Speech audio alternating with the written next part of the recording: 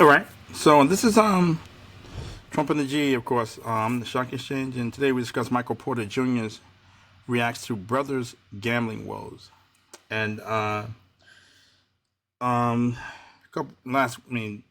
recently, Jontay Porter of the Toronto Raptors has been under investigation by the NBA for allegedly gambling on NBA games and allegedly betting on himself. He averages about 5.5 points a game, a little over 4 rebounds, and he's been investigated for betting the under on himself, that he would underperform his normal activity or normal production. Two dates under investigation, game in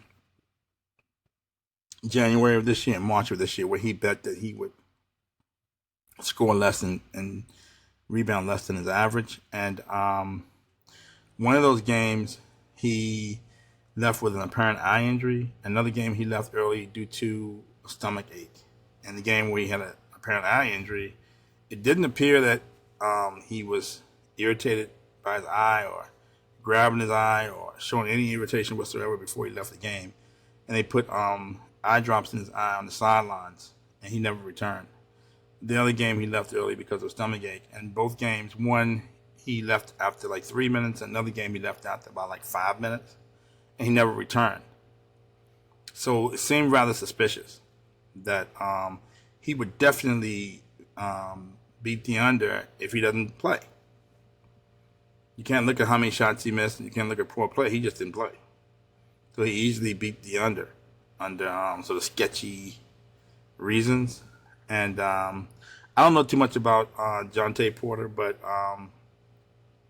I know he's a rookie. Probably makes I think he makes like $450,000. He has an older brother named Michael Porter Jr., who's a great player. He was highly recruited out of high school. I think he played at the University of Missouri for like a year. He got injured, and he ended up not being able to make the play much or play well during the NCAA tournament due to the injury. He went pro anyway. I didn't like his game when he first came to the Denver Nuggets. I thought he shot too much, the volume shooter. Now he's figured out his game and where he fits into the NBA, where he fits into this role on the team. I think he's a phenomenal player. He's very efficient. He doesn't shoot a lot, so he's not a volume shooter anymore. He shoots at a high clip. He's 6'10". He can shoot the lights out. Michael Porter Jr. is a problem. He's very mature for his age. He was an integral part of that team, the Denver Nuggets team that won the championship last year. I expect him to play a big role again this year with him, Jamal Murray, Jokic. No reason why they can't repeat. They're phenomenal. I think he gives them a competitive advantage because of his size and shooting ability. But he was recently asked about his brother's gambling woes, and this is what he had to say. I'm going to try to share my screen.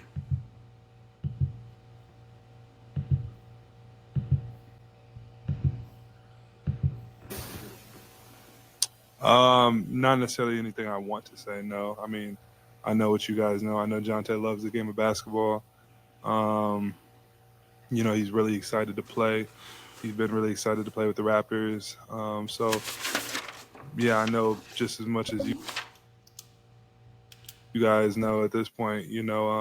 I know that I've known my brother my whole life. I know what type of dude he is, and I know he's excited to play basketball, and I highly doubt he would do anything to put that in jeopardy.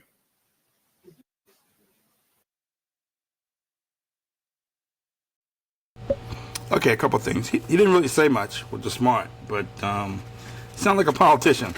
Michael Porter Jr. He said he made a bunch of straw man arguments. It means he gave factual answers to questions that weren't really asked. So he kind of asked the questions that he wanted to ask, and not the questions that were actually asked. He said my brother loves the game of basketball, which is probably factual. He knows that. He's certain of that. Took a very strong position on that, which had nothing to do with whether he gambled or not. He says my brother decided to play in the NBA and decided to play for the Toronto Raptors. Took a very strong position on that. And he said that I've known my brother my whole life. I'm sure he wouldn't put his his livelihood in danger in a game that he loves in danger. Took a strong position on that. So basically, he just made a bunch of straw man arguments, which you wouldn't expect him to say much. The things that are kind of odd to me are this. which I find hard to believe, about his knowledge of his gambling. Apparently, Jontay Porter allegedly has been gambling, betting on himself, and making some decent money on himself. That doesn't seem like something his close brother, would not know about. Those Michael Porter Jr. and all the NBA players are aware of gambling. They're aware of people gambling on them and betting on them. I'm sure they're aware of any outsized bets on particular players, particularly a player who only averages 5 points a game and 4 rebounds. It seemed like something Michael Porter would know about, and would definitely be something he would know about if these suspicious bets and this sizable volume of bets were placed on his own brother. Sounds like something he would know about. Also sounds like something he would have talked to his brother about when he left the game after like 3 minutes or whatever, or 5 minutes for an eye injury, where he didn't show any irritation pursuant to his eye before he left the game, and a game where he left early due to a stomach ailment and never came back. Those are some things that seem like he and his brother would definitely talk about. So that's the part that seems very suspicious about his answers.